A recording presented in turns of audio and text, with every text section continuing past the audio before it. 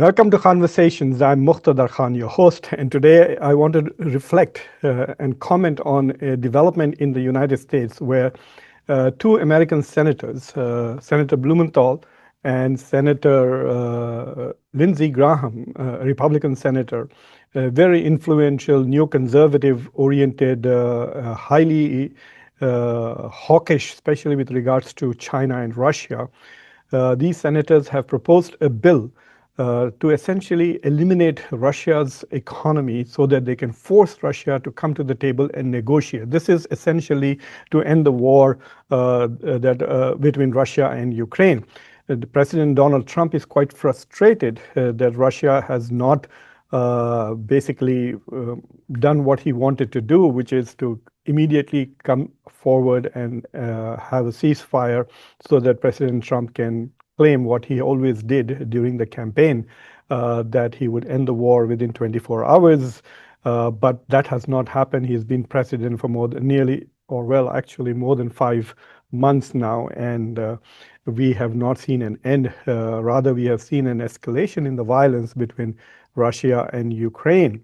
So Senator Graham and his Democratic colleagues are proposing a bill according to which they're ramping up sanctions against Russia, but there's a particular item in this bill which actually targets India. And it's quite devastating if the bill were to pass. But before I give you the details about this, which Senator Graham described as a bunker buster economic bomb, which is now being targeted towards China and India. But before I get into the details, please subscribe to the channel, like this video, press the bell icon, and don't forget to share this video with your socio-political network.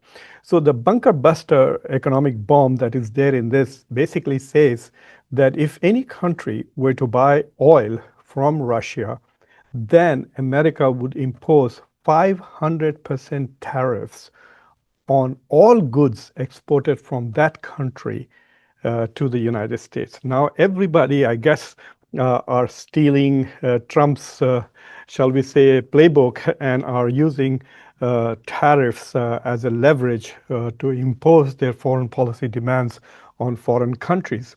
You know, from a purely theoretical perspective, this is a sort of violation of another country's sovereignty, because you are not allowing those countries to have basically what we call a strategic autonomy. We are not allowing these countries to have a foreign policy that pursues their national interests. We are forcing them using tariffs as an instrument to basically distort their foreign policy to suit our interests. But that's what coercive diplomacy is all about. That is why balance of power really matters. That's why it's important that you are a major power. So not only can you pursue your own interests, but you can force other countries to accommodate your interests at the expense of their own interests. So this is what Senator Graham says, is that this is an economic bunker buster bombs. He's referring to those 30,000-pound bombs that Donald Trump just dropped on Iran's nuclear facilities to completely obliterate that. So he's saying that if any country were to import oil from Russia, Russian gas, then they would impose 500% taxes on all their goods. What that means really is that those countries will be forced to abandon Russian oil and move elsewhere, thereby basically destroying Russian economy, which depends heavily on export of oil and natural gas. So the two countries, I mean, there have been lots and lots of sanctions already on Russia, and the two countries that have kind of averted these sanctions have been India and China.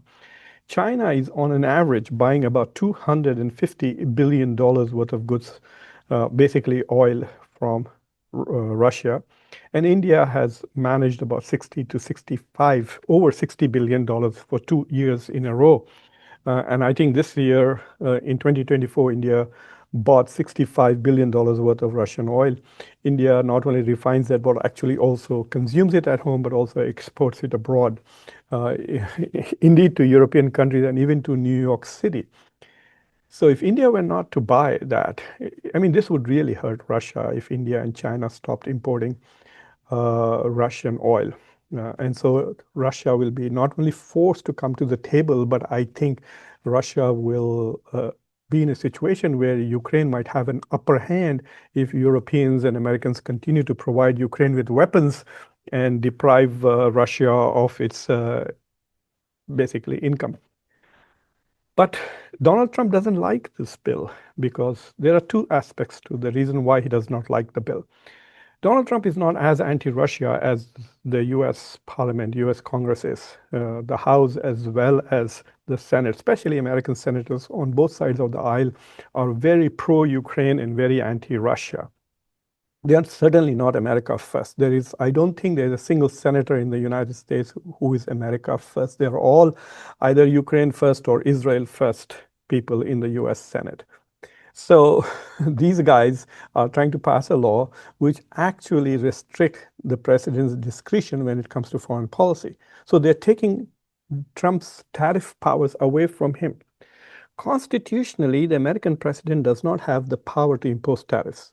The US Constitution gives this power to the Congress. So the Senate is, in that sense, constitutionally correct in actually imposing tariffs for whatever purposes they wish to impose tariffs. Donald Trump has used a tiny legal loophole where he's using an emergency law, a law which actually does not have the word tariffs in it, but has sanctions in it. So he's using tariffs based on an emergency law as if they are sanctions for all the tariff related things that he has been doing in the past 4 or 5 months. So constitutionally, the Senate is on a stronger foothold, in a stronger position, legally speaking, than Donald Trump is. But what Donald Trump fears is if the Senate passes this bill, then it takes away his discretion. Those 500% tariffs will be automatic. So how is he going to make a deal with China? How is he going to make a deal with India? And if some other country also buys oil, and if Trump wants to give them a waiver, like for example, if he wants to give India a waiver and say, okay, fine, you can buy oil from Russia, we will not impose any tariffs on you, he will not be able to do that if this bill passes as it is. And so he's trying to pressure the Senate in reducing shall we say, the severity of the penalties, and also wants to insert some discretionary aspects where the presidents will be able to allow exceptions to the rule and exempt countries or exempt certain in certain circumstances, certain countries from this imposition of these tariffs, or maybe even reduce from, say, 500% to 5% or 50%, whatever it is. So it's an interesting struggle because Trump wants Russia to come to the table and quickly accept a ceasefire. Because there is also this whole narrative about how Donald Trump is trying to win a Nobel Peace Prize, and now he claims he has two ceasefires, so one between India and Pakistan and the other between Israel and Iran. So if he can bring about this really big one between Russia and Ukraine, then of course, I mean, I would also say that he deserves the Nobel Prize if he can end that war. But there are lots of people here who actually want to use the war to go after and destroy Russia, the military capabilities and Russia's economic capabilities. And Ukraine has become an instrument for NATO expansion and Western efforts to really dominate Russia.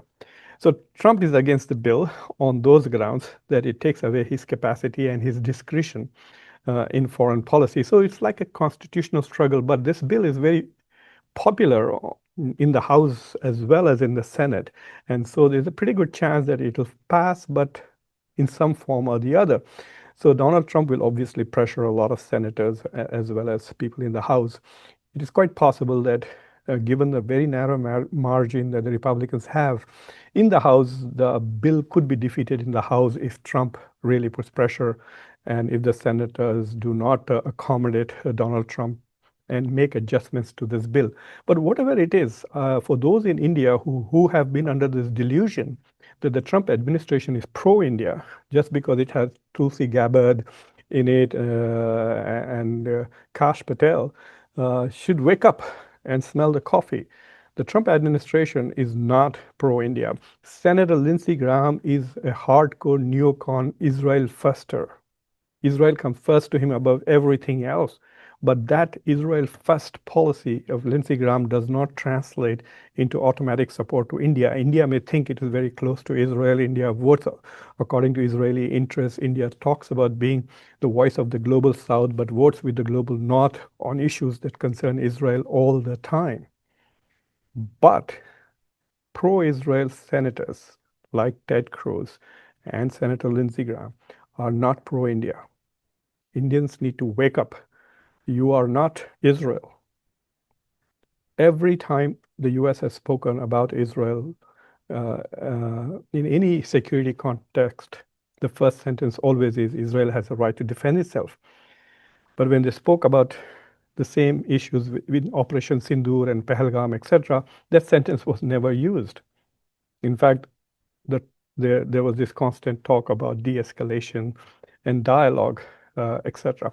So I think one thing that we should, at least people in India, need to realize is that this nexus that Indians think that they can develop with Israel, India, and US is not really going to work, because the US does not place Israel on the same level as India, whereas India puts US and Israel both on a very high pedestal, right there, up there, outside the framing of this camera.